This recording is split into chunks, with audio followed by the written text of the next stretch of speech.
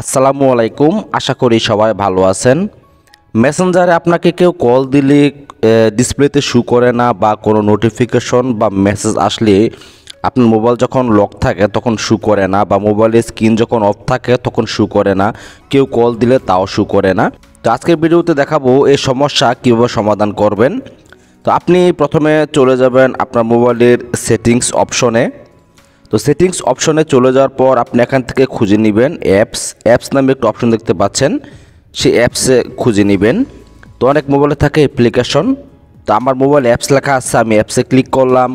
তো অ্যাপসে ক্লিক করার পর এখানে দেখুন লেখা আছে ম্যানেজ অ্যাপস। তো ম্যানেজ অ্যাপসে ক্লিক করলাম। তো ম্যানেজ অ্যাপসে ক্লিক করার পর আমার মোবাইলের যতগুলো অ্যাপস ইনস্টল করা আছে সবগুলো কিন্তু এখানে শো করবে।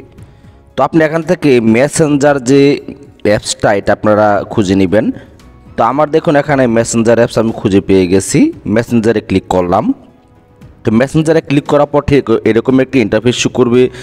আপনি স্ক্রল ডাউন করে নিচের দিকে যাবেন, নিচের দিকে যাওয়ার পর এখানে নোটিফিকেশনস নামে একটু অপশন দেখতে পাচ্ছেন, সেই নোটিফিকেশনসের উপর ক্লিক করবেন।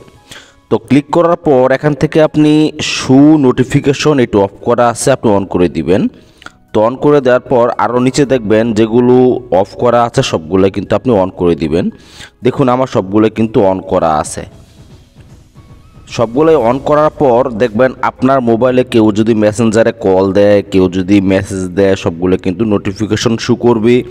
আপনার মোবাইল যদি স্ক্রিন অফ থাকে বা অন থাকে তাও আপনার মোবাইলে কল আসবে মেসেঞ্জার থেকে, আপনি রিসিভ করতে পারবেন, কথা বলতে পারবেন এবং নোটিফিকেশনও আসবে। তো ভিডিওটি আজ এ পর্যন্তই। ভিডিওটি দেখার জন্য ধন্যবাদ।